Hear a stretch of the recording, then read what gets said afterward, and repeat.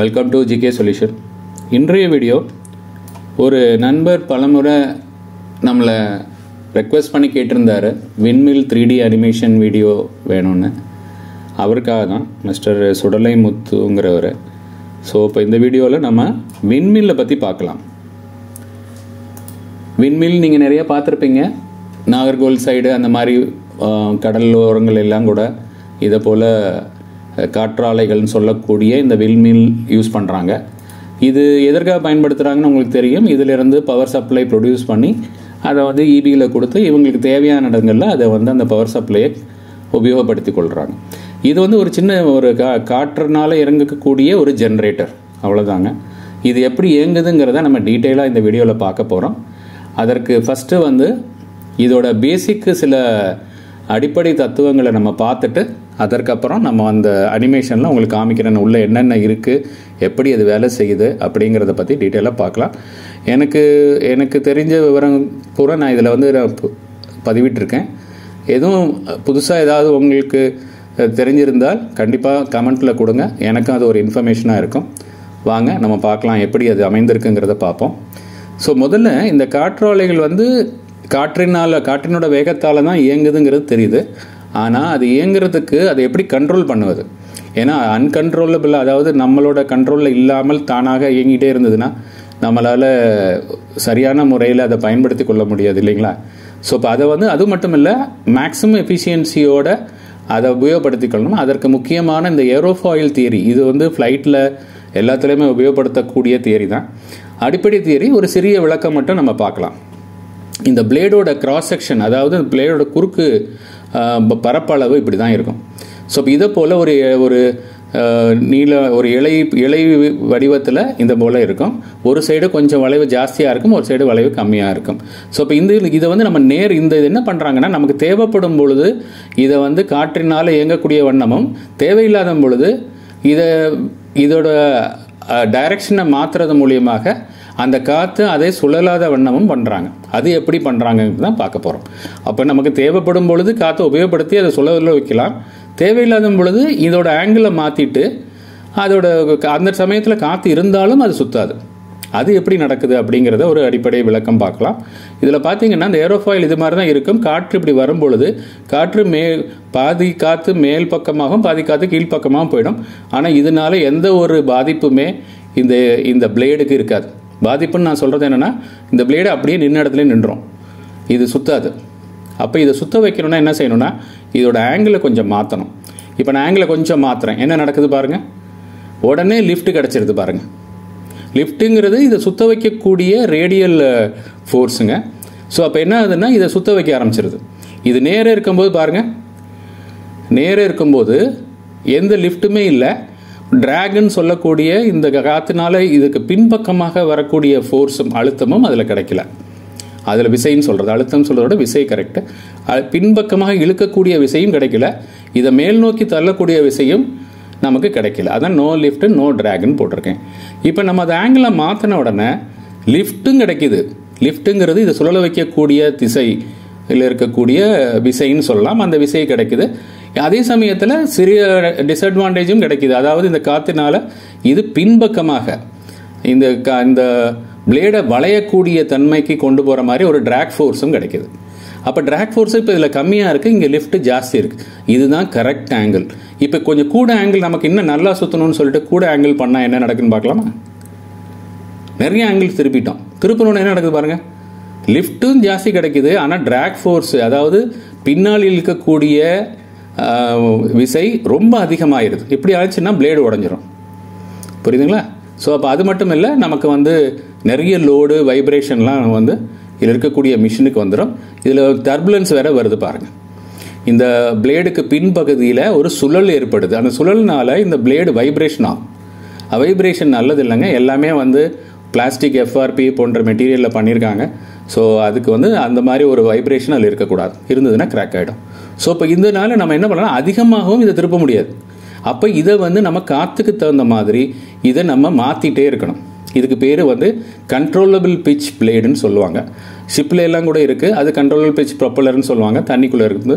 நம்ம இதை மாற்றுவதன் மூலியமாக கப்பல் வேகமாகவும் மெதுவாகவும் செல்லும். ரிவர்ஸில் கூட கொண்டு போகலாம். பட் இங்கே ரிவர்ஸில் சுற்ற மாட்டாங்க. ஒரே ஆங்கிளில் இதை போல் நம்ம, ஆனால் இதை மாற்றணும். இந்த பிளேடோட ஆங்கிளை மாற்றுவதற்காக என்ன வசதி இந்த மிஷினுக்குள்ளே ஏற்படுத்தியிருக்காங்கிறது சிறிது நேரத்தில் பார்க்கலாம். ஸோ இப்போ இந்த ஏரோஃபாயில் தியரி பற்றி ஒரு ஐடியா உங்களுக்கு கிடச்சிருக்குன்னு நினைக்கிறேன். இதே தாங்க ஃப்ளைட்டில் இருக்கக்கூடிய விங்ஸை இதை போல் திருப்புவதன் மூலியமாக ஃப்ளைட்டை மேலே ஏற்றுறதும் இறக்குறதும் இதை வச்சு செய்வாங்க. புரியுதுங்களா? அது நம்ம ஃபியூச்சர் வீடியோவில் ஃப்ளைட்டை பற்றி ஒரு வீடியோ பண்ணலாம். அதில் நான் வந்து உங்களுக்கு இது எப்படி ஃப்ளைட்டு மேலே ஏறுது இறங்குது நேராக செல்லுதுங்கிறத பற்றி டீட்டெயிலாக நம்ம பேசலாம். ஓகேங்களா? ஃப்ளைட்டில் இருக்கக்கூடிய ஏர் கண்டிஷனை கூட பற்றி பார்க்கலாம். ஏர் கண்டிஷனில் கேஸே இல்லைங்க, வெறும் ஏரை வச்சுக்கினே ஏர் கண்டிஷன் பண்ணிவிடுவாங்க. நம்ம நார்மலாக யூஸ் பண்ணுற ஃப்ரீயான் கேஸ் கூட கிடையாது அதில். பார்க்கலாம் வாங்க. சரிங்க, இப்போ நம்ம அடுத்த தியரி வந்து என்ன பாருங்கள். பிளேடு வந்து இதோட லென்த்து பார்த்தீங்கன்னா 50 மீட்ரு 60 மீட்டர் பெரிய ஜெய்ஜாண்டிக்காக ரொம்ப பெருசாக இருக்கும். இப்போ பாருங்கள், இதுக்குன்னு ஸ்பெஷலான வண்டிகள் மூலியமாக தான் இந்த ரோடில் கொண்டு வர முடியும். இந்த வண்டி எப்படின்னா ஃப்ரண்ட்டில் இன்ஜினுக்கு பின்னாடியும் கிட்டத்தட்ட ஒரு 6-12 சக்கரங்கள் கொண்டதாக இருக்கும். இதன் கடைசி பகுதியிலையும் 12 சக்கரங்கள். அந்த சக்கரங்கள் தனியாக இயங்கும். இது தனியாக இயங்கும், அது தனியாக இயங்கும். ஸோ இப்போ அது மூலியமாக இவங்க அழகாக ஆக்சுவலாக 2 லாரி மாதிரிங்க. ஆனால் கண்ட்ரோல் வந்து ஃப்ரண்ட்டில் மட்டும். இந்த ஃப்ரண்ட்டில் இருந்து என்ன பண்ணிக்குவாங்கன்னா இங்கே இருக்கிற வீலையும் அட்ஜஸ்ட் பண்ணிக்குவாங்க, பின்னாடி இருக்கிற வீலையும் தனியாக திருப்ப முடியும். ஸோ இப்போ இது மூலியமாக எந்த வளைவாக இருந்தாலும் அவங்க கொண்டுறாங்க. ஒரு பிளேடு எவ்வளோ லென்த் இருக்குது பாருங்கள். ஆனால் நீங்கள் நேரடியாக பார்க்கும்பொழுது ஃபேன் பிளேடு சின்னதாக இருக்கிற மாதிரி இருக்கும் விண்மில். ஆனால் ரொம்ப பெருசுங்க. நார்மலாக 50 மீட்டர் அந்த மாதிரி இருக்கும். நம்ம நார்மலாக 250 கிலோவாட்ஸ் தான் போடுறாங்க. ஆனால் மெகாவாட்ஸில் கூட விண்மில்ஸ் இருக்குது. அதெல்லாம் கடலில் போடுறாங்க. இன்றைக்கெல்லாம் கடலில் போடுறது தான் அதிகமான எல்லா நாடுகள்லையுமே அதிகமாக இன்ஸ்டால் பண்ணுறாங்க. அங்கே வந்து நிறைய காற்று இருக்கிறதுனால அது ரொம்ப அட்வான்டேஜஸாக இருக்குது. கரையில் போடுறத விட கடலில் போடுறாங்க. ஓகேங்க, இப்போ நம்ம இதில் இருக்கக்கூடிய ஜெனரேட்டர் அதை பற்றி ஒரு டீட்டெயில் பார்க்கணும். நான் இந்த பேசிக்கெல்லாம் பார்த்துட்டு நம்ம நிச்சயமாக அனிமேஷன்லாம் உங்களுக்கு டீட்டெயிலாக காமிக்கிறேன். புரியுதுங்களா? இதுக்குள்ள இருக்கக்கூடிய ஸ்பெஷல் ஜெனரேட்டர் என்ன காரணம்? இது வந்து டபுள் ஃபெட் ஜெனரேட்டர்னு சொல்லுவாங்க. இது என்னென்னா ரோட்டருக்கும் நம்ம சப்ளை கொடுக்குறோம், டிசி ஜெனரேட்டர் மாதிரி. ஆனால் இதில் பெர்மனன்ட் மேக்னெட் இருக்காது. அதனால ரோட்டருக்கும் ஸ்லிப்ரிங் மூலியமாக சப்ளை கொடுக்கணும். புரியுதுங்களா? இது ஸ்டேட்டரில் இருக்கக்கூடியது ஆர்மேச்சர். அதில் வந்து நம்ம என்ன பண்ணுறோம்னா நமக்கு வரக்கூடிய சப்ளை இது உள்ளே சுழலக்கூடிய காந்தத்தினால ஏற்படக்கூடிய மின்சக்தி உருவாகும். இதில் அந்த மின்சக்தி தான் நம்ம வெளியில் 3 ஃபேஸாக எடுத்துக்கிறோம். வெளியில் இருக்கிறது ஸ்டேட்டர், அது ஆர்மேச்சர்னு சொல்லக்கூடியது. உள்ளே இருக்கிறது ஃபீல்டு வைண்டிங். இந்த ஃபீல்டு வைண்டிங்க்கு நார்மலாக டிசி ஜென்ரேட்டராக இருந்தால் பெர்மனண்ட் காந்தத்தை உள்ளே வச்சுருவாங்க. இது வந்து டிசி ஜென்ரேட்டர் கிடையாது. அதனால் பெர்மனண்ட் காந்தம் இல்லாமல் நம்ம என்ன செய்கிறோம்னா ஒரு ஸ்லிப்ரிங் மூலியமாக, காமுடேட்டர் இல்லைங்க, காமுடேட்டர் வேற, இது ஸ்லிப்ரிங் மூலியமாக 3 ஃபேஸை உள்ளே கொடுத்து உள்ள 3 வைண்டிங் இருக்கும். 3 வைண்டிங்க்கு இந்த கண்ட்ரோலர் வழியாக கொடுப்பாங்க. அப்போ எதுக்கு கண்ட்ரோலர்லையும் நம்ம ஃப்ரீக்வன்சியை மாற்றிக்கலாம். ஏன்னா என்ன காரணம் சொல்ல வரேன்னா, இது எதற்காக இந்த ஜெனரேட்டர் இந்த மாதிரி வடிவமைச்சிருக்காங்கன்னா, காற்றாலையில் சுழலக்கூடிய ஃபேனோட வேகம் ஒரே மாதிரி இருக்காது. ஒரு நேரம் காற்று இருக்கும்போது அதிகமான வேகத்தில் சுழலும், காற்று இல்லாத போது மெதுவாக சொல்லணும். அது வேகம் மாறி சுழண்டு வந்துச்சுன்னா இந்த நடுவில் இருக்கக்கூடிய ரோட்டரும் வேகமாக சொல்லலாம் அல்லது மெதுவாக சொல்லலாம். அந்த மாதிரி நம்ம இதோட ஸ்பீடு ஆர்பிஎம் வேரியாச்சுன்னா இதுலேருந்து உற்பத்தியாகக்கூடிய சப்ளை ஏத்தம் இறக்கமாக இருக்கும். நமக்கு நிலையாக அவுட்புட் வந்தால் தான் நம்ம இபியில் கனெக்ட் பண்ண முடியும். புரியுதுங்களா? ஏன்னா இதுலேருந்து இப்போ உற்பத்தியாகக்கூடிய கரண்ட்டை வந்து இபியில் தான் கனெக்ட் பண்ணுறோம். ஏன்னா நம்ம இந்த காற்றாலை அமைத்திருக்க இடத்துல இருந்து நம்மளோட இண்டஸ்ட்ரியோ கம்பெனியோ வச்சிருக்க இடத்துக்கு சப்ளை நம்ம ஒயரிங் மூலியமாக கொண்டு வர முடியாது. புரியுதுங்களா?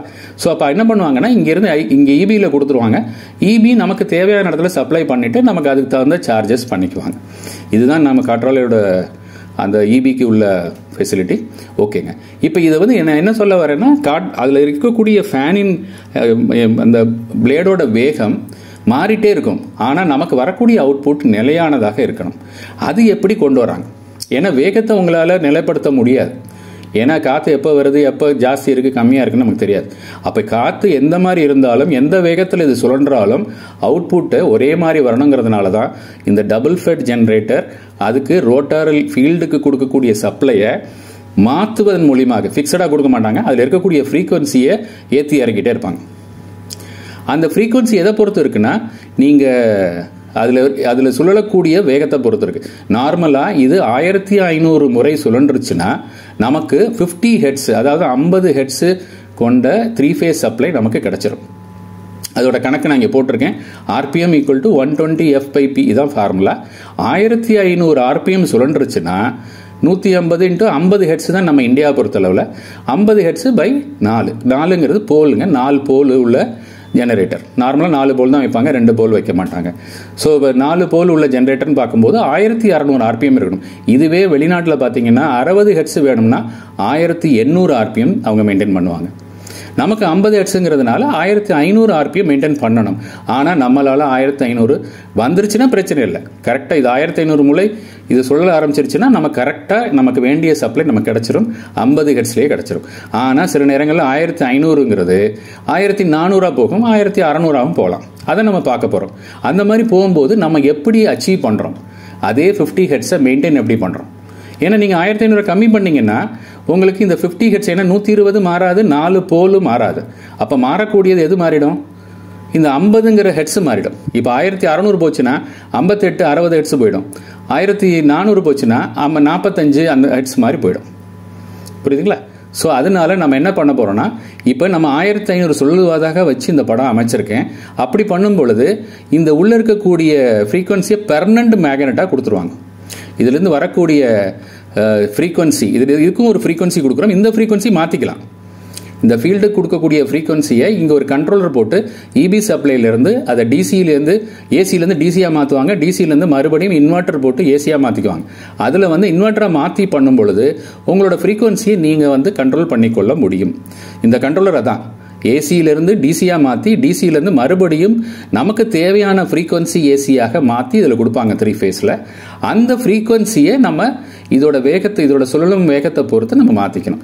இப்போ இந்த சுழலும் வேகம் 1500 இருந்ததுன்னா இந்த ஃப்ரீக்வன்சியே கொடுக்க மாட்டாங்க. பெர்மனெண்ட்டாக இதில் ஒரு டிசி மேக்னெட் வர்ற மாதிரி கொடுத்துருவாங்க. இப்போ நமக்கு அவுட்புட் 50 ஹெட்ஸ் கிடச்சிரும். இப்போ நான் என்ன பண்ண போகிறேன், குறைக்க போகிறேன். 1400 ஆக்கிட்டேன். 400 ஆக்கும்போது என்ன ஆகுது, இதை விட கம்மியாயிடுச்சு. இப்போ ஃப்ரீக்வன்சி கம்மியாயிடும். நம்ம ஃப்ரீக்வன்சி இன்க்ரீஸ் பண்ணுறதுக்காக ரோட்டர் ஃப்ரீக்வன்சியை அதிகப்படுத்திடும் பாருங்க. தெரியுதுங்களா? சென்டரில் ரோட்டர் சுற்றுற வேகத்தை விட உள்ள இருக்கக்கூடிய காந்த சக்தி சுற்றுற வேகம் அதிகமாக இருக்கு. அப்போ என்ன அர்த்தம், ஃப்ரீக்வன்சியை அதிகப்படுத்தியிருக்காங்க. முதல்ல இதில் ஃப்ரீக்வன்சியே கொடுக்கல, 0 ஃப்ரீக்வன்சி இருந்தது. அது ஒரு 3 ஃபேஸ் மாதிரியே கொடுத்துருந்தாங்க. இப்போ என்ன பண்ணுறாங்கன்னா, அந்த ஃப்ரீக்வன்சி அதிகப்படுத்தினதுனால ரோட்டர் மெதுவாக தான் சுற்றுது. ஆனால் இருக்கக்கூடிய காந்த நிலை வேகமாக 1500 RPM சுற்றுது. புரியுதுங்களா? ஆக்சுவலாக நான் சொல்ல வர்றது என்னன்னா, இந்த ஃப்ரீக்வன்சியை அதிகப்படுத்துவது மூலியமாக காந்த சக்தியை 1500 நிலையாக கொண்டு வராங்க. ஈவன் ரோட்டர் கம்மியாக சுற்றினா கூட அதில் இருக்கக்கூடிய காந்த நிலை 1500 RPM பெர்மனண்ட்டாக மெயின்டைன் ஆகும். அது கண்ணுக்கு தெரியாது, ஆனால் பெர்மனண்ட்டாக மெயின்டைன் ஆகும். அதனால தான் நமக்கு இதில் வரக்கூடிய அவுட்புட் 50 ஹெட்ஸே கிடச்சிட்டே இருக்கு. இப்போ நம்ம 1500 இப்போ ஜாஸ்தி பண்ணி பார்க்கலாமா? 1600 பண்ணிட்டேன் பாருங்க. உள்ள இருக்கக்கூடிய ரோட்டர் வேகமாக சுத்துது, ஆனால் அதில் இருக்கக்கூடிய காந்த நிலை அது 1500 தான் சுத்துது. அப்போ அதோட ஃப்ரீக்வன்சி என்ன பண்ணியிருக்காங்கன்னா குறைச்சிருக்காங்க. 0க்கு மைனஸில் கொண்டு போயிட்டாங்க. குறைச்சதுன்னு அர்த்தம் 0க்கு கீழே எப்படி வரும்னா மைனஸ் ஃப்ரீக்வன்சி ஆகிடும். ஸோ இப்போ ரிவர்ஸில் கொண்டு போகிறாங்க. கொண்டு போகும்போது நமக்கு என்ன கிடைக்குது, அந்த காந்த நிலை நமக்கு தேவையான 1500 சுற்றி நமக்கு வேண்டிய அவுட்புட் கிடைக்குது. ஆனால் ரோட்டர் RPM மாறிட்டே இருக்கு. இது எதை பொறுத்து மாறுது, உங்களோட காற்றாலையின் வேகத்தை பொறுத்து, பிளேடோட சுழற்சியை பொறுத்து இது மாறிட்டே இருக்கும், நிலையாக இருக்காது. ஸோ இப்போ இது எவ்வளவு மாறினாலும் இதிலிருந்து ஒரு ஃபீட்பேக் எடுத்து இந்த கண்ட்ரோலரில் கொடுத்துருவாங்க. இந்த கண்ட்ரோலர் அதுக்கு தகுந்த மாதிரி ஃப்ரீக்வன்சியை அந்த ஃபீல்டுக்கு கொடுக்கும் ஸ்லிப் ரிங் மூலியமாக. இதுதாங்க மெத்தட். இது டபுள் ஃபெட் ஜென்ரேட்டர்னு சொல்கிறது. இந்த விளக்கம் கண்டிப்பாக அந்த நண்பருக்கு புரியும்னு நினைக்கிறேன். ஏன்னா இது தெரிஞ்சுக்கணும். ஏன்னா எல்லாருக்கும் ஒரு சந்தேகம் இருக்கும், திடீர்னு காற்றால வேகமாக சுற்றுது, கம்மியாக சுற்றுது, எப்படி நமக்கு இங்கே ஸ்டெபிலைஸ் பண்ணுறாங்க. இது மூலியமாக இந்த ஜென்ரேட்டரில் ரொம்ப சிம்பிளாக பண்ணிடுறாங்க. இது ஒரு டிசி ஜென்ரேட்டர் தான், அதை இது போல் நம்ம உபயோகப்படுத்தி கொள்கிறாங்க. புரியுதுங்களா? ஸோ இப்போ கண்டிப்பாக இதில் நல்ல விளக்கம் அவங்களுக்கு கிடச்சிருக்குன்னு நம்புகிறேன். இப்போ நம்ம என்ன பண்ணலாம்னா, அது உள்ளே இருக்கக்கூடிய பாகங்கள் எப்படி இருக்குன்னு ஒரு கிளான்ஸ் பார்த்துட்டு 3D அனிமேஷன்ஸ் போகலாம். அதுக்குள்ளே இன்னொன்று என்ன சொல்ல வந்தேன்னா, நமக்கு வரக்கூடிய காற்றாலையினோட ஃபேன் வேகம் பார்த்தீங்கன்னா, நீங்கள் நினைக்கிற மாதிரி 1500 RPMலாம் சுத்த வராது. அதில் வர்றது பார்த்தீங்கன்னா 30 RPM 40 RPM தான் வரும், இல்லை ஒரு 150 RPM வரும். ஸோ அப்போ என்ன பண்ணுறாங்கன்னா 15 RPM கூட வரும். ஸோ இப்போ அந்த மாதிரி மெதுவாக சுற்றுறதை இது இவ்வளோ அதிக வேகமாக கொண்டு வரது எப்படி கொண்டு வருது, கியர் ரேஷியோ போட்டு கொண்டு வந்துடுவாங்க. அந்த கியர் ரேஷியோ ஸ்டெப் அப் கியர்னு சொல்லுவாங்க. இது அந்த வேகத்தை அதிகப்படுத்துறது. புரியுதுங்களா? ஸோ அப்போ அந்த ஸ்டெப் அப் கியர் எப்படி உபயோகப்படுத்துகிறாங்கன்னா, இந்த சன் அண்ட் பிளானட் கியர்னு சொல்லக்கூடிய எபிசைக்ளிக் கியர் ட்ரெயின் யூஸ் பண்ணிக்குவாங்க. இது வந்து ஒரு கியர் பாக்ஸ்குள்ளே இருக்கும். நான் உங்களுக்கு புரியறதுக்காக இப்படி சொல்லியிருக்கேன். சென்டரில் ஒரு கியர் இருக்கும், சின்ன சின்ன கியர். இது சென்டரில் இருக்க சன் கியர்னு சொல்லுவாங்க, இது பிளானட் கியர், இது வந்து ரிங் கியர்.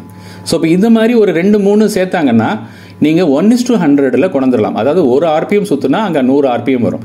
அப்போ 15 RPM காற்றாலை சுற்றுனா போதும், நமக்கு வந்து 1500 RPM வந்து ஜென்ரேட்டருக்கு கிடைச்சிடும். புரியுதுங்களா? இந்த கியர் மூலியமாக அதோட வேகத்தை அதிகப்படுத்தி கொள்றாங்க. ஸ்டெப் அப் கியர் ட்ரெயின் இது வந்து ஒரு கியர் பாக்ஸ்குள்ளே இருக்கும். இதற்காக ஒரு ஆயில் லூப்ரிகேஷன் எல்லாமே இதில் கொடுத்துருப்பாங்க. புரியுதுங்களா? நான் அதுக்கு உள்ளுக்குள்ளே எப்படி இருக்குங்கிறதுக்காக ஒரு ஐடியாக்காக சொல்லியிருக்கேன். இதற்கு பேர் எபிசைக்ளிக் கியர் ட்ரெயின். இதை பற்றி நம்ம வீடியோ கூட சேனலில் பண்ணியிருக்கோம்.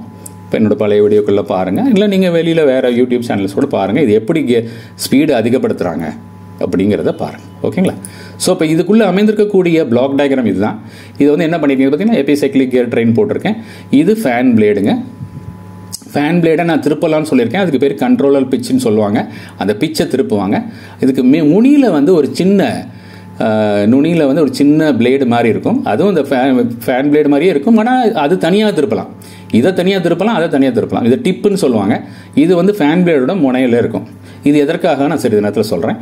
சென்டரில் இருக்கிறது நோஸ் ஹப்னு சொல்லுவாங்க. அதுக்குள்ளே தான் இந்த பிளேடை திருப்பக்கூடிய மெக்கானிசம் அமைஞ்சிருக்கு.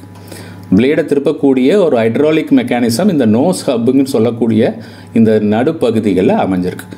இது வந்து ஒரு முட்டை வடிவில் இருக்கும். அந்த முட்டை வடிவுக்குள்ளே அதுக்குள்ளே கியரு, அதுக்குள்ளே மோட்டரு, ஹைட்ராலிக் சிஸ்டம் எல்லாம் அமைஞ்சிருக்கும். ஆனால் அது இயங்குறதுக்கு எலக்ட்ரிசிட்டி தேவை இல்லைங்களா?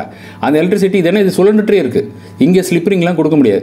அதனால என்ன பண்ணியிருக்காங்கன்னா, அந்த ஷாஃப்ட்டை வந்து அதுலேருந்து வரக்கூடிய டிரைவ் ஷாஃப்ட்னு சொல்லுவாங்க, ஸ்லோ ஸ்பீட் ஷாஃப்ட்னு சொல்லுவாங்க. இந்த நோஸ் ஹப்பை கனெக்ட் பண்ணக்கூடிய மெயின் ஷாஃப்ட்டுங்க. இந்த ஷாஃப்ட்டுக்கு இதில் ஒரு பேரிங் இருக்கும். ஸோ பேரிங், மெயின் பேரிங் இருக்கும். அந்த பேரிங்கில் தான் அது வந்து செட் பண்ணியிருப்பாங்க. இந்த ஷாஃப்ட் வந்து ஹாலோ ஷாஃப்ட். அதுக்கு நடுவில் வந்து ஒரு துவாரம் இருக்கும். அந்த துவாரத்து வழியாக பவர் சப்ளை உள்ளே போய் அங்கே இருக்கக்கூடிய மோட்டர், அந்த நோஸ் ஹப்புக்குள்ளே அமைந்திருக்கக்கூடிய pitch controllable motor, pitch control motor, அந்த மோட்டர் ஹைட்ராலிக் பம்புங்க. அது ஹைட்ராலிக் பம்பை நம்ம அதுக்குள்ளே ஆப்ரேட் பண்ணோம். புரியுதுங்களா? ஸோ அப்போ அதுக்குள்ளே போகிறதுக்கு பவர் சப்ளை வேணும்ல. அதுக்குள்ளே மிஷினரிலாம் ஃபிட் பண்ணிடலாம். ஆனால் அதை ஆப்ரேட் பண்ணுவதற்கு பவர் சப்ளை வேணும். அது மட்டும் இல்லை, இது எவ்வளோ டிகிரி திரும்பி இருக்கு, எவ்வளவு இந்த டிப்பு எவ்வளோ திரும்பி இருக்கு, அதுக்கெல்லாம் ஃபீட்பேக் வேணும். அந்த ஃபீட்பேக்குக்கெல்லாம் உள்ளேருந்து ஒயர் எடுக்கணும், சென்சார்ஸ் எடுக்கணும். அந்த சென்சார்ஸ் பூரா வெளியில் வரும். இதில் பார்த்தீங்கன்னா இந்த பிட்ச் கண்ட்ரோலுங்கிறது இதுதான் இதோட பாக்ஸு. இந்த ஷாஃப்ட்டை வந்து அப்படியே எக்ஸ்டென்ஷன் பண்ணி இங்கே ஒரு குட்டி ஸ்லிப்ரிங் கொடுத்துருக்காங்க. ஸ்லிப்ரிங்கில் பல ஸ்லிப்ரிங்ஸ் இருக்கும். அதில் ஒன்று ஒரு சென்சார்ஸ்க்கு போகும். இதில் இருக்கக்கூடிய அமைந்திருக்கக்கூடிய பொசிஷன் சென்சார், அதோட ஆங்கிள் எவ்வளோ திரும்பி இருக்கு, எவ்வளவு இந்த டிப்பு எவ்வளோ ஆங்கிள் திரும்பி இருக்கு. 3க்கும் 3 சென்சார் வேணும். 3 பிளேடு இருக்கும். நார்மலாக 3 பிளேடு தாங்க இருக்கும். 4 பிளேடு வைக்க மாட்டாங்க வைப்ரேஷன் காரணமாக. ஸோ 3 பிளேடுங்கும் போது வைப்ரேஷன் ஜாஸ்தி இருக்காது. ஸோ இப்போ இந்த பிளேடோட பொசிஷன், அதோட சென்சார்ஸ், டெம்பரேச்சர் எல்லாமே இந்த ரோட்டரி மூவ்மெண்ட்லேருந்து வெளியில் எடுக்கிறதுக்காக ஒரு குட்டி ஸ்லிப்பரிங் பாக்ஸ் வச்சுருப்பாங்க. அதிலிருந்து பிட்ச் கண்ட்ரோல் கொடுத்துருவாங்க. ஸோ இப்போ இது என்ன பண்ணுன்னா, நம்ம என்ன செட் பண்ணுறோம், காற்றுக்கு தகுந்த மாதிரி இதோட ஆங்கிள் வந்து முன்ன பின்ன மாறி அது நமக்கு என்ன ஆப்டிமம் கிடைக்குமோ, மேக்ஸிமம் பவர் எங்கே கிடைக்குமோ அந்த அளவுக்கு ஆட்டோமேட்டிக்காகவே கண்ட்ரோல் ஆகும். நம்ம போய் கண்ட்ரோல் பண்ண வேண்டாம். ஆட்டோமேட்டிக்காகவே அது கண்ட்ரோல் பண்ணி மேக்ஸிமம் பவர் நமக்கு கொடுக்கும். ஓகேங்க. இது சொல்லக்கூடியது நான் வந்து ஒரு 15 RPM தான் சொல்கிறேன். 15 RPM நீங்கள் கியர் பாக்ஸ் மூலியமாக 1:100 சொல்லியிருக்கேன். அப்போ இது 15, ஒரு நிமிஷத்துக்கு 15 முறை சுழன்றாலே போதும், நமக்கு இங்கே 1500 RPM கிடைச்சிடும். எப்படின்னா இந்த கியர் ட்ராக் மூலியமாக, இந்த எபிசைக்ளிக் கியர் ட்ரெயின் மூலியமாக ஒரு 15 RPM 15 சுழற்சியை ஒரு நிமிஷத்துக்கு 100 மடங்காக அதிகப்படுத்தி கொடுத்துரும். அதாவது 1500 கொடுத்துரும். அதனால என்ன ஆகும்னா, இதை வந்து ஹை ஸ்பீட் ஷாஃப்ட்னு சொல்லுவாங்க. இதை நம்ம சில நேரத்தில் காமிக்கிறேன். இதை வந்து ஸ்லோ ஸ்பீடாக சுற்றும். இது சுற்றுறதை நம்ம கண்ணால் பார்க்க முடியும். பட் இது வந்து ரொம்ப வேகமாக சுற்றும். புரியுங்களா? ஸோ அப்போ இந்த வேகமாக சுற்றுற ஷாஃப்டில் தான் பிரேக் கொடுத்துருப்பாங்க. ஏன்னா இதில் லோடு ஜாஸ்தி இருக்கும். இதில் பிரேக் பண்ணும்போது நமக்கு எளிதாக ஒரு பிரேக்கு, சிறிய பிரேக்கே போதும். ஆனது இது வந்து ஹைட்ராலிக் பிரேக் கொடுத்துருப்பாங்க. எதுக்கு ஹைட்ராலிக் பிரேக்கு? நம்ம மெயின்டெனன்ஸ் பண்ணும்பொழுது இதை சொல்லக்கூடாது. ஏன்னா சொல்லுச்சுன்னா அவங்களால வேலை செய்ய முடியாது, கையாலெல்லாம் நிறுத்த முடியாது. ஏன்னா அவ்வளோ ஃபோர்ஸ் இருக்கும். ஏன்னா இந்த பிளேடே 500 மீட்டர் சொன்னேன். அப்போ மொத்தம் 100 மீட்டர் இருக்குது. அப்போ ரொம்ப காற்றா அழுத்தம் வந்ததுனால ரொம்ப ஃபோர்ஸாக தான் வரும். அதனால் கையில் நிறுத்த முடியாது. அதற்காக இங்கே என்ன பண்ணியிருக்காங்கன்னா, ஒரு டிஸ்க் பிரேக் கொடுத்துருக்காங்க. வண்டிகள் அமைந்திருக்கக்கூடிய பிரேக் மாதிரியே ஒரு டிஸ்க் பிரேக் கொடுத்துருக்காங்க. அந்த டிஸ்க் பிரேக் மூலியமாக, ஹைட்ராலிக் பிரேக் தாங்க இதுவும். ஸோ இப்போ ஹைட்ராலிக் பிரேக் மூலியமாக இதை ஸ்டாப் பண்ணுவாங்க. இதை ஸ்டாப் பண்ணணும்னா இது பாடு 1500 சொல்லும் போது நீங்கள் டைரெக்டாக பிரேக் அப்ளை பண்ணிங்கன்னா இந்த பிரேக் தேஞ்சு போயிடும், வைப்ரேஷன் ஆகும். அப்போ என்ன செய்வாங்கன்னா, இதை வந்து ஸ்லோ டவுன் பண்ணுவதற்காக தான் இந்த டிப்பு இந்த டிப்பு எதுக்காகனா பிரேக் அப்ளை பண்ணுவதற்கு சிறிது நேரத்துக்கு முன்னாடி இந்த டிப்பை வந்து திருப்பிடுவாங்க. புரியுதுங்களா? இந்த பிளேடை வந்து நான் சொன்ன போல் 0 ஆங்கிளில் வச்சுருவாங்க. அப்போவே காற்று குறைஞ்சிரும். அதை விட இந்த பிளேடை வந்து ஆப்போசிட் சைடில் திருப்பினாங்கன்னா அந்த வேகம் குறைஞ்சி நின்றும், ஸ்லோ டவுன் ஆகிடும். ஸ்லோ டவுன் ஆனதுக்கப்புறம் இந்த பிரேக்கை அப்ளை பண்ணிவிடுவாங்க. அப்போ இந்த டிப்பு எதுக்காகனா ஸ்லோ டவுன் பண்ணுவதற்கு, அதாவது பிரேக் அப்ளை பண்ணுவதற்கு முன்னாடி இதை வேகத்தை குறைப்பதற்காக பயன்படுத்துவதற்காக இந்த டிப்பு வச்சுருக்காங்க. இல்லைன்னா இந்த டிப்பும் இந்த பிளேடும் ஒரே ஆங்கிளில் தான் அமைந்திருக்கும். புரியுதுங்களா? ஆனால் இந்த டிப்பை தனியாக திருப்ப முடியும். இது நம்ம கையால் திருப்புறதில்ல. நீங்கள் ஸ்டாப் மோடு கொடுத்தீங்கன்னா ஆட்டோமேட்டிக்காக இது திரும்பி இது 0 குறைச்ச ஆர்பிஎம் வரும்போது இங்கே பிரேக் அப்ளை ஆகிடும். இது டிஸ்க் பிரேக் தாங்க, நார்மல் மெட்டல் டிஸ்க் பிரேக்கு. நீங்கள் வீடியோக்களில் நிறைய வீடியோக்கள் இதை வந்து டைரெக்டாகவே காமிச்சிருக்காங்க. நான் படத்தில் காமிச்சிருக்கேன், அனிமேஷன்ஸில் பார்க்கலாம். ஓகேங்க. இதை வந்து டைரெக்டாக மோட்டரில் கொடுக்க மாட்டாங்க. ஏன்னா இதில் சில வைப்ரேஷன்ஸ் இருக்கும், மோட்டரோட பேரிங்லாம் போயிடும். அதனால ஒரு ரப்பர் கப்ளிங் மூலியமாக டபுள் ஃபெட் ஜென்ரேட்டரில் கொடுத்துருப்பாங்க. இந்த ஜென்ரேட்டர்லேருந்து வரக்கூடிய சப்ளை நேராக இதுக்கு, இந்த ஜென்ரேட்டருக்கு உள்ள ஃபீடு கண்ட்ரோல் நம்ம கீழேருந்தே வந்துடும். அதனால நான் தனியாக காமிக்கல. ஏன்னா அந்த கண்ட்ரோலர் பூரா மேலே வச்சுருக்க மாட்டாங்க, மெயின்டெனன்ஸ் ஈஸியாக கீழே இருக்கும். அதாவது அந்த டவரோட அடிப்பகுதியில் அமைச்சிருப்பாங்க. ஸோ இப்போ இதில் என்னென்ன இருக்குது, அந்த இதுலேருந்து வரக்கூடிய உற்பத்தியாகக்கூடிய சப்ளையை எடுக்கிறதும் இந்த கேபிள் வழியாக தான் போகும். அது மூலமாக இதுக்கு வேண்டிய கண்ட்ரோலுக்கு சப்ளை, அதாவது ரோட்டருக்கு செலுத்தக்கூடிய ஃபீல்டு கண்ட்ரோலும் இது வழியாக தான் போகும். புரியுதுங்களா? எல்லா வயரும் இந்த ஒரு இதுக்குள்ளே ஜங்ஷன் பாக்ஸ்குள்ளே கொடுத்துருவாங்க. இது நார்மல் ஜென்ரேட்டர் மாதிரி ஒரு மோட்டர் மாதிரி தான் இருக்கும். பார்க்கையில் ஒன்றும் வேறுபாடு தெரியாது. ஆனால் உள்ள ஸ்லிப்பரிங் இருக்கும். ஸ்லிப்பரிங் மூலியமாக தான் அந்த ரோட்டருக்கு அவங்க வந்து சப்ளை கொடுப்பாங்க. அதோட ஃப்ரீக்வன்சி இதோட வேகத்தை பொறுத்து மாறிட்டே இருக்கும். புரியுதுங்களா? சரிங்க. இப்போ வந்து அந்த மொத்த காற்றாலையும் காற்றும் ஒரே திசையை அடிக்கும்னு சொல்ல முடியாது. இதில் வந்து காற்று எவ்வளோ வேகமோ அதுக்கு தகுந்த மாதிரி அட்ஜஸ்ட் பண்ண தான் இந்த பொசிஷன்லாம் நான் சொன்னேன். ஆனால் காற்று ஒரே திசையில் அடிக்காது. ஒரு பக்கம் நார்த் சைட்லேருந்து வரும், ஒரு பக்கம் சவுத் சைடில் வரும், மாறிட்டே இருக்கும். அப்போ காற்றுக்கு தகுந்த மாதிரி நீங்கள் வைக்கணும். காற்றுக்கு எதிர் திசையில் வச்சிங்கன்னா மொத்த டவருமே லோட் ஆகி கீழே விழுந்துடும். புரியுதுங்களா? ஸோ அப்போ காற்று எங்கே இருக்கோ அதுக்கு தகுந்த மாதிரி வைக்கணும். காற்று எந்த திசையில் இருக்குது, எவ்வளோ வேகம் அடிக்குதுங்கிற எப்படி கண்டுபிடிக்கிறது? அதற்காகத்தான் பின்னாடி வந்து இந்த விண்ட் வேன் அப்படின்னு சொல்லக்கூடியது திசையை இது ஒரு ஃபேன், ஒரு சின்ன ஃப்ளைட் மாதிரி இருக்குது. இதோட வால் பகுதி பார்த்தீங்கன்னா இதை போல் அமைச்சிருக்காங்க. ஸோ இப்போ காற்று எந்த பக்கம் அடிக்குதோ அந்த பக்கத்தில் அது வந்து பட்டம் போல், பட்டம்லாம் எப்படி இருக்கும் பார்த்தீங்களா, காற்று எங்கே இருக்கோ அந்த பக்கம் போயிடும். அதை போல் இது வந்து அந்த திசையை வந்து இதுக்கு நமக்கு உணர்த்திட்டே இருக்கும், அதை மெஷர் பண்ணிகிட்டே இருக்கும். இந்த திசைக்கு தகுந்த மாதிரி இந்த மொத்த யூனிட்டையும் நாசில்னு சொல்லுவோம். இந்த நாசில்ங்கிற மொத்த யூனிட்டையும் இந்த காற்றுக்கு தகுந்த மாதிரி திருப்பிடும். இது எந்த திசையில் இருக்கோ அந்த திசைக்கு திருப்பிடும். ஆட்டோமேட்டிக்காக திருப்புங்க, நம்ம திருப்ப வேண்டாம். அது திருப்பதற்காக பயன்படுத்துவது தான் அந்த யா மோட்டார். அதுக்கு பேர் யாயின்னு சொல்கிறது. அந்த மொத்த நாசிலையும் அந்த பிளேடு நாசில் எல்லாத்தையும் மொத்தமாக சேர்த்து சொல்லலை வைக்கிறது இந்த யாயின்னு சொல்கிறது. அந்த அதுக்கு உபயோகப்படுத்தக்கூடிய எலக்ட்ரிக் மோட்டார், அந்த எலக்ட்ரிக் மோட்டார் வந்து யா மோட்டர்னு சொல்லுவாங்க. நார்மலாக 2 இருக்கும். இது வந்து என்ன கீழே இருக்கக்கூடிய கியர் ட்ராக்ல பொருத்திருப்பாங்க. ஸோ இப்போ இந்த இதுலேருந்து சுற்றும் பொழுது இது என்ன, இந்த கீழே இருக்க பகுதியும் மேலே இருக்க பகுதியும் தனித்தனியாக தான் இருக்கும். ஒரு பேரிங்கில் தான் உட்காந்துருக்கும். அதனால மேலே இருக்கக்கூடிய பகுதியிலேருந்து ஒரு மோட்டர் மூலியமாக கியரை சுழலம் வைக்கும்போது மொத்த சிஸ்டமும் அப்படியே சுழல ஆரம்பிச்சிடும். காற்று எந்த திசையோ அந்த திசையை நோக்கி சுழன்றோம். அதுக்கு ஒரு ஃபீட்பேக் வந்து இந்த விண்டு வேணுங்க. அது மட்டும் இல்லை, இந்த பிச்சு கண்ட்ரோல் வந்து ஸ்பீடுக்கு தகுந்த மாதிரி தான், காற்றோட வேகத்துக்கு தகுந்த மாதிரி இந்த ஸ்பீடு பிச்சை மாற்றுவாங்க. அப்போ காற்றோட வேகம் நமக்கு தெரியணும்ல, அதற்காக அனிமோமீட்டர்னு சொல்லக்கூடிய இந்த சிறிய ஃபேன் மாதிரி சுற்றுது இல்லைங்களா, இது வந்து என்ன வேகத்தில் சுழலுதோ அவ்வளோ விண்டு இருக்குன்னு அர்த்தம். இது வந்து எந்த திசையில் காற்று வந்தாலும் சுழலும். இதுக்கு திசையை பற்றி அக்கறை இல்லை, இது சுழன்றே இருக்கும். இது எவ்வளோ வேகமாக சுழலுதோ அதுக்கு தகுந்த மாதிரி இங்கே உள்ள பிச்சு பிளேடெல்லாம் அட்ஜஸ்ட் பண்ணிக்குவாங்க. இதெல்லாம் ஆட்டோமேட்டிக்காக நடக்கும், நம்ம வந்து போய் எதுவும் அட்ஜஸ்ட் பண்ணுறதில்ல. புரியுதுங்களா? இதெல்லாம் சென்சார்ஸ்க்காக சொன்னேன். இதெல்லாம் கண்டிப்பாக ஒரு இந்த விண்டு மில்லில் இருக்கும். புரியுதுங்களா? ஸோ இப்போ இதெல்லாம் கப்பலில் கூட இருக்குது. இது கப்பல்லையும் இதே மாதிரி மிஷினரிஸ் இருக்குது, இதே மாதிரி யா மோட்டர்ஸ்லாம் இருக்குது, கிரெயின்ல எல்லாம் பயன்படுத்துகிறோம். அதனால் இது வந்து புதிது இல்லை. பட் இதில் எப்படி அமைஞ்சிருக்குங்கிறத என்னால் முடிஞ்ச அளவுக்கு ஒரு சிறிய விளக்கம் நம்ம தரோம். அது போக கண்ட்ரோல் பாக்ஸ், எமர்ஜென்சி மேலே மெயின்டெனன்ஸ் பண்ணுவாங்க. அப்போ போய் இதை ஸ்டாப் பண்ணிவிட்டு ஃப்ரீ வீலிங்னு சொல்லுவாங்க. அதாவது என்ன பண்ணுவாங்கன்னா, கீழே இருந்துகிட்டே இந்த பிரேக்கை ரிலீஸ் பண்ணுவாங்க. ரிலீஸ் பண்ணும்போது இது மட்டும் ஓடும்போது பேரிங்லாம் நல்லா இருக்கா, பம்ப் நல்லா இருக்கா, அந்த எல்லாம் ஒர்க் பண்ணுதா அப்படிங்கிறத செக் பண்ணுவாங்க. ரெகுலராக அவங்க மெயின்டெனன்ஸ் பண்ணும்போது அது பயன்படுத்துவதற்காக இந்த பிரேக் சிஸ்டம். அது மட்டும் இல்லை, காற்று ஒரு அளவுக்கு மேலே போகும்பொழுது இந்த பிரேக் ஆட்டோமேட்டிக்காக அப்ளை ஆகி இந்த பிரேக் நின்றும். அது ஒன்று.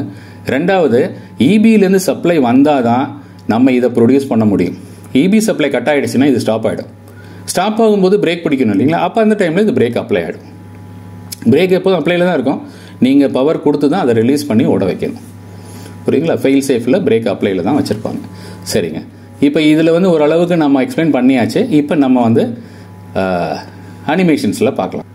ஸோ ஃபேன் பிளேடு இப்படி தான் இருக்கும். அதில் இருக்கக்கூடிய டவர் வந்து இதை போல் டியூப் டைப்லேயும் வச்சுருப்பாங்க, இல்லை ஆங்கிள் மூலியமாக கன்ஸ்ட்ரக்ட் பண்ணி கூட வச்சுருப்பாங்க. அது நிறைய டைப்பில் வருது. ஸோ இப்போ இது கீழே வந்து டிரான்ஸ்ஃபார்மர் எதற்காக வச்சுருக்காங்கன்னா, இதுலேருந்து உற்பத்தி பண்ணக்கூடிய சப்ளை வந்து 380 இருக்காது. அது ஃப்ரீக்வன்சி தான் அந்த டிசி ஜெனரேட்டர் உற்பத்தி பண்ணுது. அது உற்பத்தி பண்ணக்கூடியது ஒரு குறிப்பிட்ட வோல்ட் 120 வோல்ட் அந்த மாதிரி இருக்கலாம். அதை வந்து 380 வோல்ட்டா 440 வோல்ட்டா டிரான்ஸ்ஃபார்மர் மூலியமாக ஸ்டெப் அப் பண்ணி அதை இபியில் கொடுத்துருவாங்க. அப்போ இபியிலேருந்து சப்ளை எடுத்துக்குவாங்க, அதே லைனில் இபிக்கும் திருப்பி கொடுத்துருவாங்க. இபியிலேருந்து சப்ளை எதுக்கு எடுக்கணும்? அந்த சப்ளை தான் அந்த மோட்டார் சொல்லக்கூடிய ஃபீல்டுக்கு சப்ளை போகிறது. இதோட கண்ட்ரோல் பாக்ஸ் எல்லாமே இபி சப்ளையில் தான் இயங்கும். அப்போ இபி சப்ளை இல்லாத பொழுது காற்றாலை மின் சக்தியை உற்பத்தி பண்ணக்கூடாது. அப்படி பண்ணுச்சுன்னா இந்த நீங்கள் உற்பத்தி பண்ணக்கூடிய மின்சக்தி மற்ற உபயோகத்தாளர்களுக்கும் போய் சேர்ந்துடும், லோ வோல்டேஜாக போயிடும். அதனால அவங்க ஒரு சேஃப்டிக்காக என்ன பண்ணியிருக்காங்கன்னா, எலக்ட்ரிசிட்டி அதாவது இபியிலேருந்து சப்ளை இருக்கும் பொழுது மட்டும்தான் காற்றாலை மின்சக்தியை உற்பத்தி பண்ணணும். இபி சப்ளை ஸ்டாப் ஆகிடுச்சுன்னா காற்றாலை நின்றணும். அப்போ நீங்கள் பார்த்துருக்கலாம், சில நேரங்களில் சில ஏரியாக்களில் காற்றாலை சுத்தம் காற்று இருக்குது பட் சொல்லாமல் இருக்குன்னு, அந்த இடத்துல பவர் கட் இருக்கும். அப்போ இபி சப்ளையும் வேணும். இது உற்பத்தி பண்ணுவது நம்ம நார்மலாக சோலார் மாதிரி இதுவே உற்பத்தி பண்ணி நம்ம உபயோகப்படுத்திக்கலாம்னா பண்ண முடியாது. இதற்கு கண்டிப்பாக இபி சப்ளை தேவை. இபி சப்ளை மூலியமாக தான் இது இயங்கும். இபி சப்ளை ஆஃப் ஆயிடுச்சுன்னா இது ஆஃப் ஆகிடும். ஆனால் இது நம்ம இபி சப்ளைலேருந்து எடுக்கக்கூடிய வோல்டேஜ் பார்த்தீங்கன்னா ரொம்ப ரொம்ப கம்மியாக எடுப்பாங்க. ஜஸ்ட் இதில் இருக்கக்கூடிய கண்ட்ரோலுக்கும் அது மட்டுமல்ல அந்த ஃபீல்டுக்கு கொடுக்கக்கூடிய சப்ளை அதுக்கு மட்டும் ரொம்ப குறைச்ச சக்தி தான் அதுலேருந்து எடுத்துக்குவாங்க. ஆனால் இதுலேருந்து ப்ரொடியூஸ் ஆகிற சக்தி அதிகமாக ப்ரொடியூஸ் ஆகும். அது நம்ம இபிக்கே திருப்பி கொடுத்துருவோம்.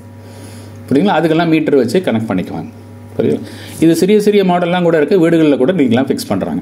இங்கே ஒரு மனுஷங்க காமிச்சிருக்கேன், அப்போ பார்த்துங்க இது எவ்வளோ ஹைட் இருக்கணும். கிட்டத்தட்ட 100 மீட்டர்லாம் கூட ஹைட் இருக்குங்க.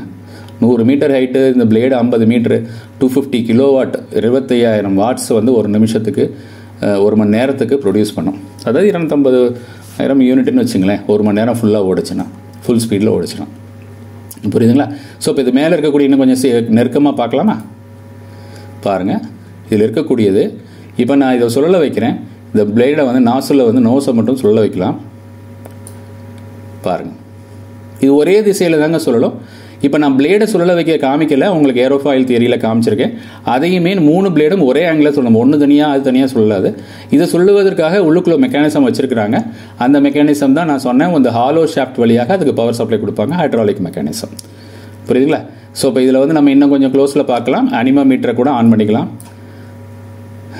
விண்டு வந்து நாங்கள் கிட்ட க்ளோஸில் வரும்போது காமிக்கிறேன். ஓகேங்க. இப்போ நம்ம வந்து இந்த டோட்டல் விண்டு பொறுத்து, அந்த விண்டோட டைரக்ஷன் பொறுத்து மொத்த சிஸ்டத்தையும் நம்ம திருப்பணும். எப்படி திருப்புறது? இப்போ நான் திருப்புறேன் பாருங்க. சரிங்களா? எந்த திசையில் வேணாலும் திருப்பலாம். ஆனால் இது என்னன்னா, இதுலேருந்து வரக்கூடிய சப்ளை இப்படி போட்டு நீங்கள் சுற்றிட்டே இருந்தீங்கன்னா உள்ளே இருக்கக்கூடிய இதுலேருந்து சப்ளை கீழே போகுது இல்லைங்களா, அந்த கேபிள் வந்து அது முறுக்கேறு, அது வந்து சுழன்று ஒரு பக்கம் ஸ்டக் ஆகிடும். அப்போ என்ன பண்ணுவாங்கன்னா, சிறிய மாடலில் அதுக்கு ஒரு ஸ்லிப்பரிங் போட்டு பவர் சப்ளை எடுத்துருவாங்க. நான் சரி இந்த நேரத்தில் காமிக்கிறேன் பாருங்கள். இது உள்ள பவர் சப்ளை போகுதுங்களா? இந்த சப்ளை என்ன பண்ணுவாங்கன்னா, இங்கே ஒரு ஸ்லிப்பரிங் போட்டு அந்த ஸ்லிப்பரிங்லேருந்து எடுத்துக்குவாங்க சிறிய மாடலில். பெரிய மாடல் என்ன பண்ணுவாங்கன்னா, இதை நேராக கொண்டு போகாமல் இதை ஒரு யூ வடிவில் ஒரு தொங்க விட்ருவாங்க, எக்ஸ்ட்ரஸ் ஒயர் விட்டுருவாங்க. ஸோ அப்போ என்னென்னா, நீங்கள் 100 ஃபுல்லாக திருப்ப முடியாது. இப்போ நீங்கள் இதில் இருக்கக்கூடிய ஹெட்டை வந்து ஒரு குறிப்பிட்ட அளவு திருப்பினதுக்கப்புறம் திருப்பி ரிவர்ஸில் தான் திருப்பணும். அப்படி சுற்றிக்கினே இருக்க முடியாது. புரியுதுங்களா? அப்போ 360 டிகிரி திருப்பலாம். ஆனால் நீங்கள் 360 திருப்பினதுக்கப்புறம் மறுபடியும் ரிவர்ஸில் தான் நீங்கள் இன்னொரு டைரக்ஷனில் வரணுமே ஒழிய, நீங்கள் அப்படியே சுற்றிட்டே இருந்தீங்கன்னா உள்ளே இருக்கக்கூடிய ஒயர் எல்லாம் முறுக்கேறிடும். புரியுதுங்களா? அது மட்டும் இல்லை, இப்போ நான் டிப்பு காமிக்கிறேன் இன்னும் கொஞ்சம் நேரத்தில். இப்போ பாருங்கள், அந்த டிப்பு எப்படி இருக்குன்னு பாருங்கள். இருங்க, எப்படி சொல்லுதுன்னு பாருங்கள்.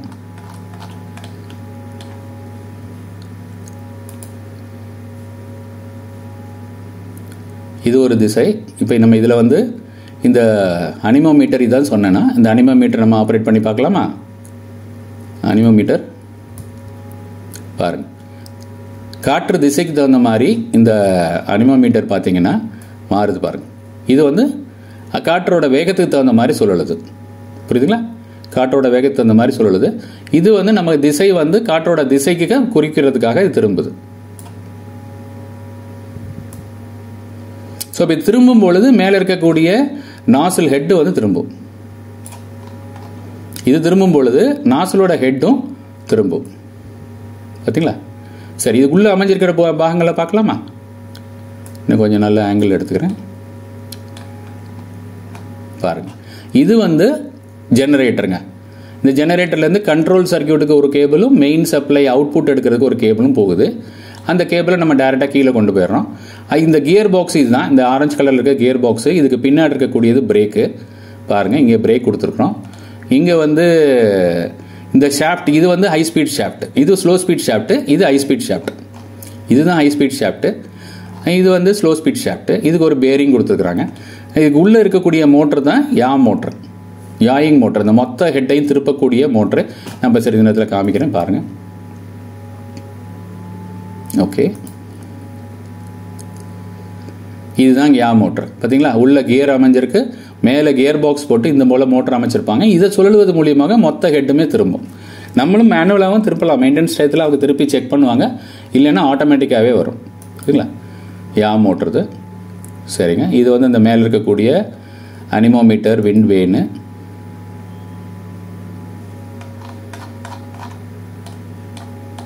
பாருங்க, அவர் அனிமேஷன் கேட்டதுனால நம்ம இந்த அனிமேஷன் பண்ணியிருக்கோம். இன்னும் கொஞ்சம் டைம் கிடச்சிதுன்னா இன்னும் நல்லா கிளியராக இன்னும் ரியல் அனிமேஷன்ஸ் நம்ம பண்ணலாம். இது சிம்பிள் அனிமேஷன்ஸ் நம்ம வந்து அவருக்காக பண்ணியிருக்கோம். இது உள்ளே அமைஞ்சிருக்கக்கூடிய ஒரு டோர் இருக்கும். அந்த டோரை திறந்து உள்ளே போனீங்கன்னா அதுக்குள்ள உள்ள கண்ட்ரோல் பேனல்ஸு அது எல்லாமே இதில் இருக்கும். இதற்கு பின்னாடி வந்து டிரான்ஸ்ஃபார்மர். இந்த டிரான்ஸ்ஃபார்மர் நம்ம நார்மலாக இருக்கக்கூடிய டிரான்ஸ்ஃபார்மர் மாதிரி தான் இருக்கும். இதிலேருந்து சப்ளை எடுத்துக்குவாங்க. அதே சமயத்தில் இதிலிருந்து ப்ரொடியூஸ் ஆகிற உற்பத்தி ஆகிற மின்சக்தியை இதிலேயே, மின்சாரத்தை இதிலேயே கொடுத்துருவாங்க. அதுக்கெல்லாம் மீட்டர் கனெக்ஷன்ஸ் இருக்குது, அது மூலியமாக செய்வாங்க. கண்டிப்பாக இதில் உற்பத்தி ஆகிறத அப்படி மைனஸ் பண்ணிக்க மாட்டாங்க. ஏன்னா நம்ம இதிலிருந்து சப்ளை எடுத்து உங்களுக்கு தேவையான இடத்துல அவங்க வந்து சப்ளையை டெலிவரி பண்ணுறாங்கல்ல, அதுக்காக அவங்க கொஞ்சம் சார்ஜஸ் எடுத்துக்குவாங்க. புரியுதுங்களா? ஸோ இப்போ இது வந்து ஒரு எளிதாக புரிஞ்சிருக்கும்னு நினைக்கிறேன். இன்னொரு முறை அந்த அனிமேஷன்ஸை இன்னும் கிளியராக பார்க்கலாம்.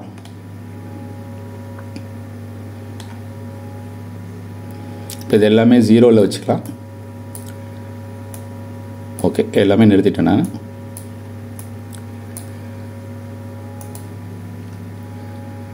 பாருங்கள், இது க்ளோஸ்அப் லுக்கில் இருக்கக்கூடிய அது அமைப்பு.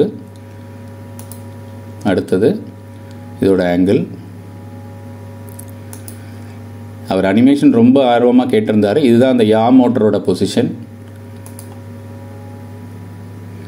இது வந்து அந்த விண்டு ஸ்பீடுக்காக உள்ள அனிமோமீட்டர். இதுக்கு பேர் அனிமோமீட்டர், இதுக்கு பேர் விண்ட் வேன்னு சொல்லுவாங்க. தனித்தனியாக கொடுத்துருப்பாங்க. இதெல்லாம் நீங்கள் நேரடியாக பார்க்கலாம், அது வெளியில் தான் அமைஞ்சிருக்கும்.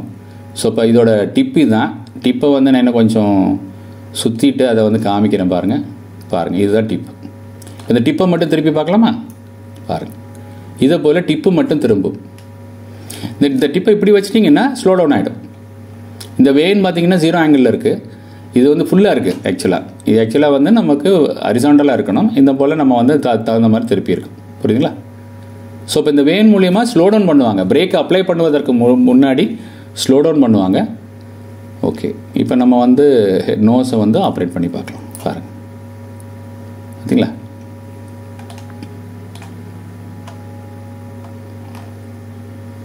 ஹெட்டை திருப்புறது எளிதாக திருப்ப முடியும். பாருங்கள், காற்று எந்த திசையில் இருக்கோ அந்த ஹெட் அப்படி திரும்பிடும். அது திருப்புவதற்கு பயன்படுவது அந்த மோட்டர். மோட்டர் உங்களுக்கு காமிச்ச இல்லைங்களா? இந்த மோட்டர், இந்த 2 மோட்டரும் மோட்டர். இது மெயின் பேரிங். இவ்வளோதாங்க இருக்கும். மேலே இருக்கக்கூடிய இது மூடி இருக்கும். நான் மூடி காமிக்கலை, இதை வந்து கவர் பண்ணியிருப்பாங்க மெயின்டெனன்ஸ் டயத்தில். இது எப்படி மேலே ஏறி வரதுன்னா இதுக்குள்ளே படி இருக்கும். இப்போ இன்றைக்கி லேட்டஸ்ட் மாடல் எல்லாம் லிஃப்ட் வச்சுருக்காங்க. பெருசில் லிஃப்ட் இருக்கும். நார்மலாக 50 மீட்டர் 100 மீட்டர்லாம் லிஃப்ட் வச்சுருக்க மாட்டாங்க. அவங்க படி ஏறி தான் வரணும். அதற்கு வேண்டிய சேஃப்டிலாம் வச்சுட்டு இதில் ஸ்டெப்ஸ் நான் காமிக்கலை, அந்த ஸ்டெப்ஸ் வழியாக மேலே ஏறி வருவாங்க. இது வந்து டியூப் டைப்பு. இப்போ வர மாடல் நிறைய மாடல்ஸ் பார்த்திங்கன்னா அவங்க ஃப்ரேம் மூலியமாக அவங்க டவர் அமைச்சிருப்பாங்க. அப்போ வெளியிலேயே நடந்து உள்ளே வந்துடுவாங்க. புரியுதுங்களா? ஸோ இப்போ கண்டிப்பாக இந்த வீடியோவில் அவருக்கு தேவையான ஒரு இன்ட்ரெஸ்டிங்கான விஷயம் அவர் கிடச்சிருக்குன்னு நம்புகிறேன். இன்னும் கண்டினியூஸாக வாட்ச் பண்ணுங்கள். இதே போல் நண்பர்கள் கேட்ட வீடியோ என் மனசில் இருக்குது. பட் என்னோடய நேரம் கம்மி காரணமாக என்ன, அது மட்டும் இல்லை, இந்த அனிமேஷன்ஸ்லாம் ப்ரிப்பேர் பண்ணி தான் நான் அப்லோட் பண்ண முடியும். ஸோ முடிந்த அளவுக்கு கண்டிப்பாக நம்ம பதிவிடுவோம். கண்டினியூஸாக மானிட்டர் பண்ணுங்கள். உங்களோட விருப்பங்கள் அதில் ஏதாவது குறைகள் இருந்தாலும், அது மட்டுமல்ல அதோட எப்படி அமைந்திருக்குங்கிற கமெண்ட்ஸ் கொடுத்தீங்கன்னா எனக்கு ரொம்ப திருப்தி.